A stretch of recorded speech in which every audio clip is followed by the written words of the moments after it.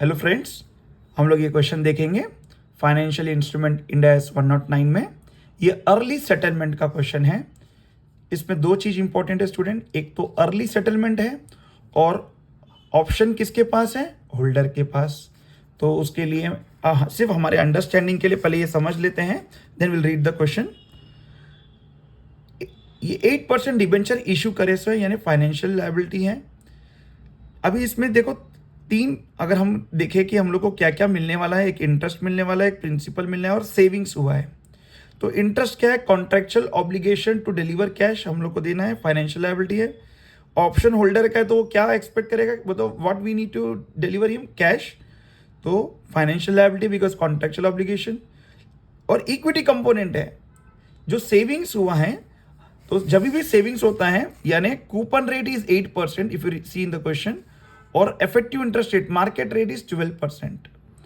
तो मार्केट में 12% में लोन मिल रहा था, वही हम लोग डिबेंचर इशू करके कितने में ले लिए, 8%। तो सेविंग हुआ, तो दैट इज इक्विटी। तो जब फाइनेंशियल लायबिलिटी और इक्विटी कंपोनेंट का कॉम्बो होता है तो उसको हम बोलते हैं CFI, कंपाउंड फाइनेंशियल इंस्ट्रूमेंट। तो ये उसका क्वेश्चन है। तो यानी तुम लोग को तीन चीज इसमें मेनली मालूम पड़ा कि ये CFI का क्वेश्चन है और ये अर्ली सेटलमेंट का है। कैसे हम लोग देख के हम सॉल्व कर लेंगे, वेरी इजी। सी, सो ये आया है एग्जाम में 5 मार्क्स में, just will solve it. So 1 April 2019 Shelter limited issued 5000 8% debentures.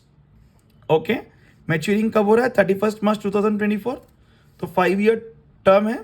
The debentures are convertible at the option of holder. इसके बारे में हमने देख लिया।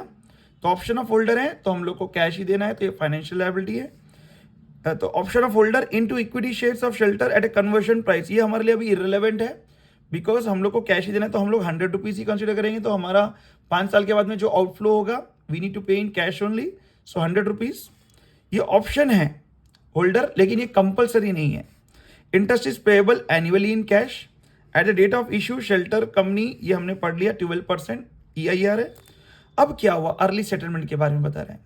3 साल के बाद ऑन 1 अप्रैल इशू कब हुआ, 19, 3 साल के बाद 22, the convertible debentures have a fair value of 5,25,000। Okay, तो फेयर वैल्यू दिया है।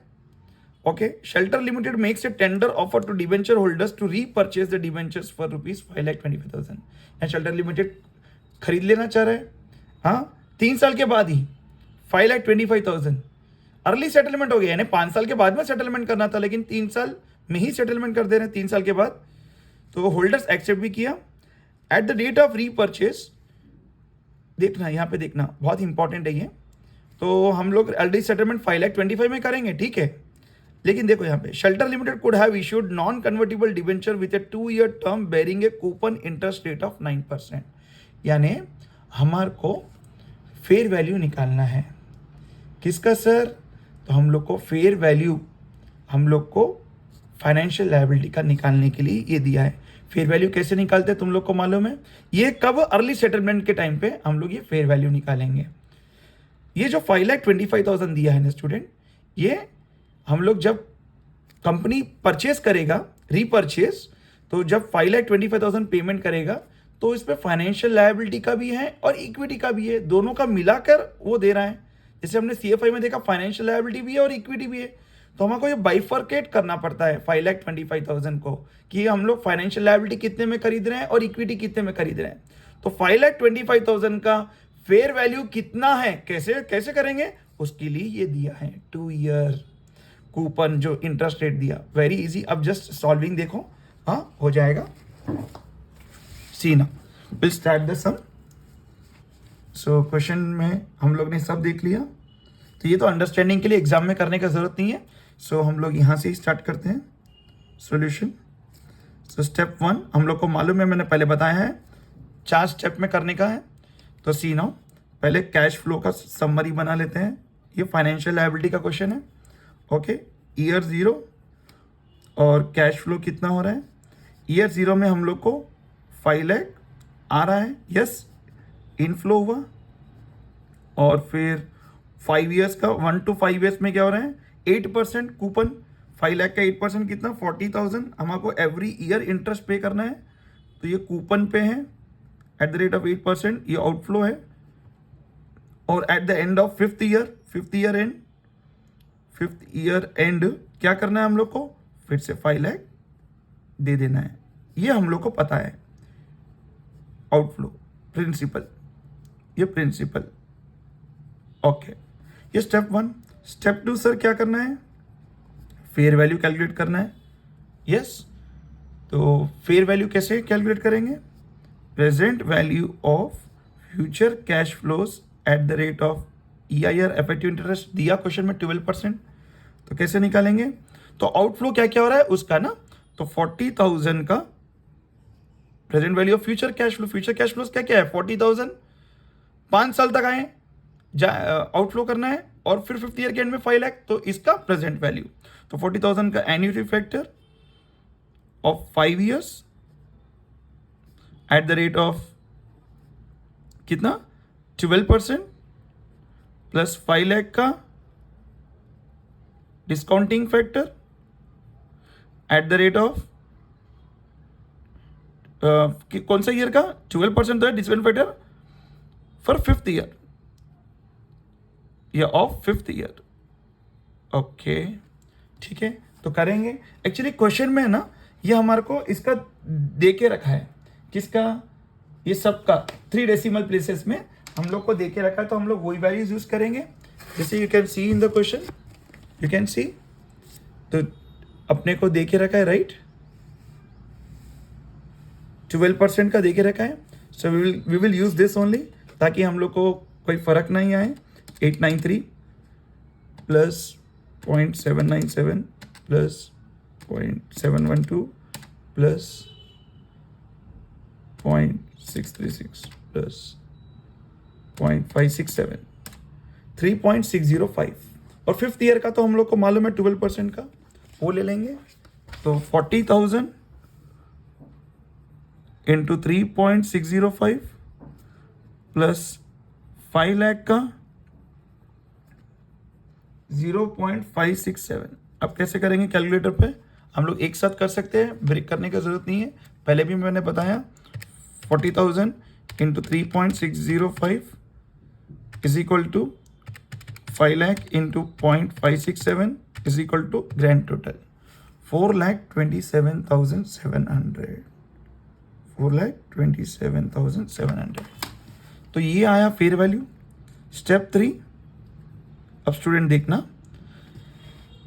अभी डिफरेंस है, यस, ट्रांजैक्शन प्राइस है 5 लाख और फेयर वैल्यू आया 4 लाख, तो ये जो डिफरेंस है उसको इक्विटी कंपोनेंट बोलते हैं। तो ये फाइनेंशियल लायबिलिटी का कंपोनेंट हो गया और वो इक्विटी कंपोनेंट हो गया। तो अभी जरा देखना, तो ये फेयर वैल्यू हमने जो ढूंढा, किसका ढूंढा, fair value of financial liability का ढूंढा।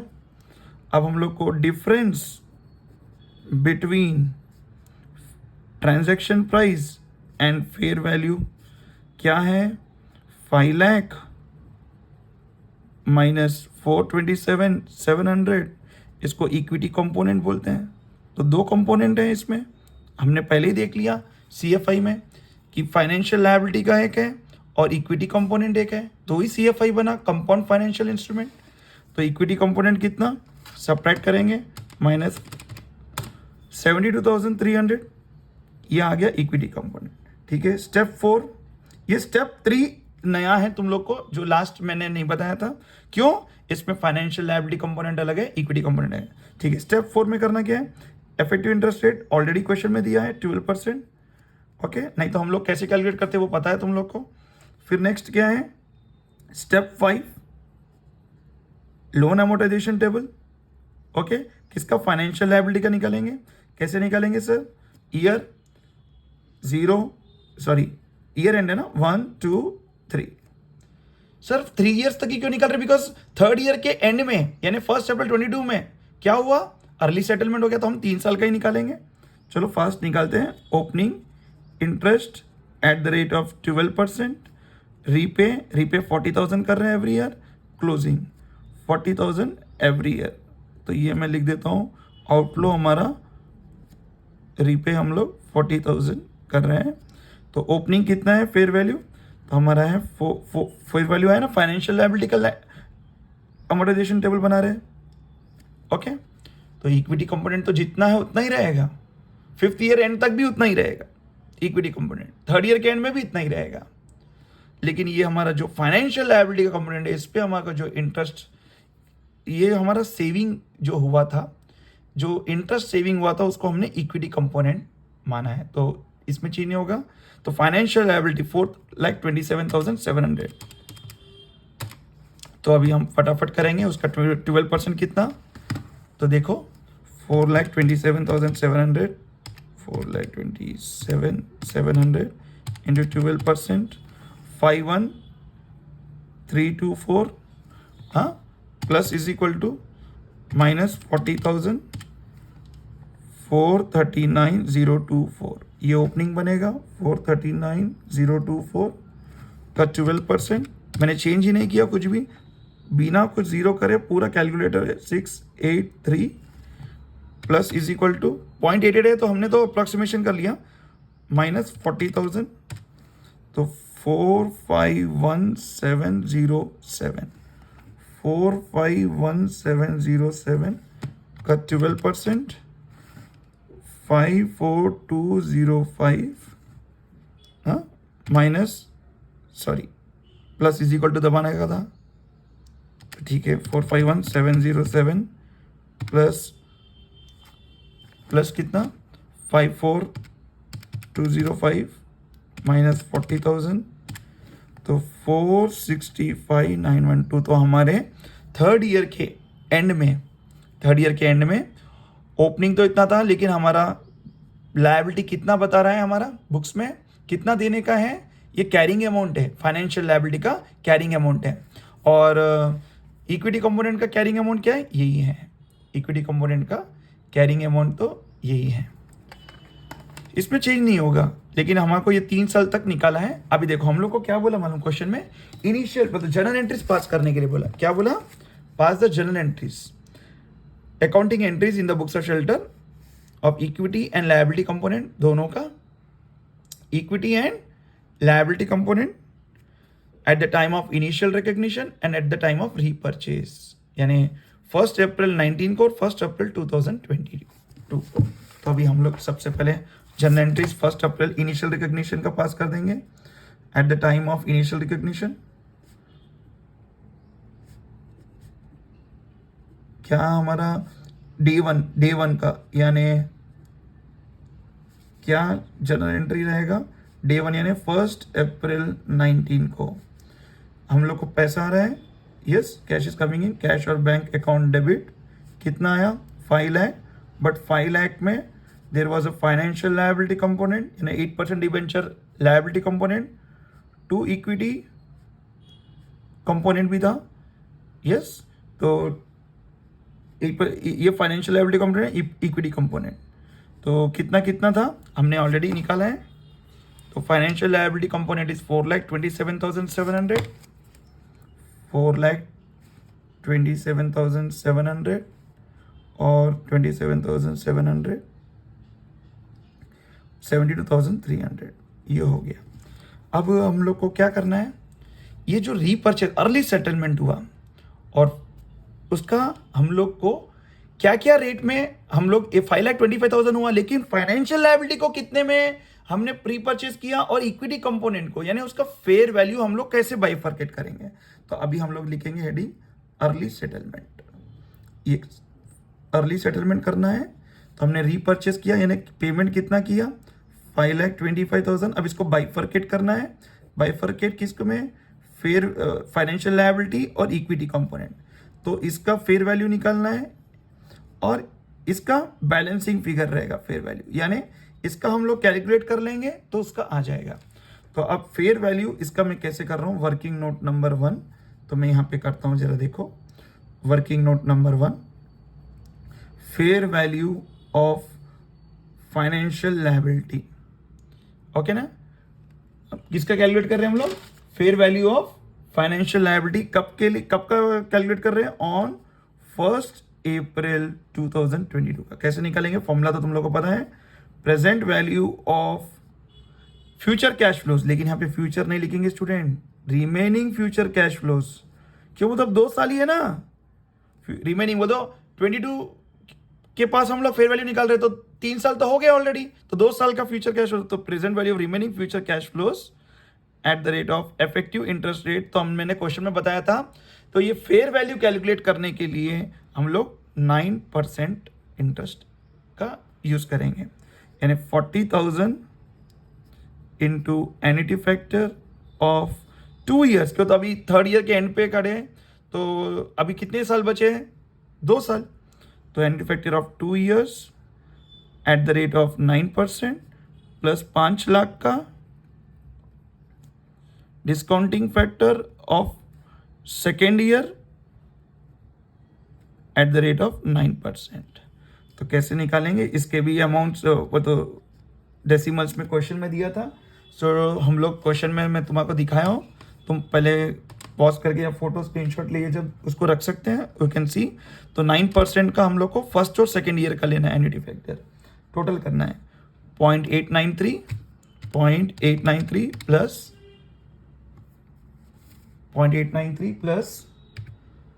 0.797 तो मैं 12% का ले लिया, 0.917 प्लस 0.842 1.759 प्लस 5 लाख का कितना, 2nd ईयर का, तो कितना है 2nd ईयर का 0.842। अभी हम लोग बिना कैलकुलेटर बोलते हो डायरेक्ट हम लोग कर लेंगे, तो कितना 40,000 इंटू 1.759,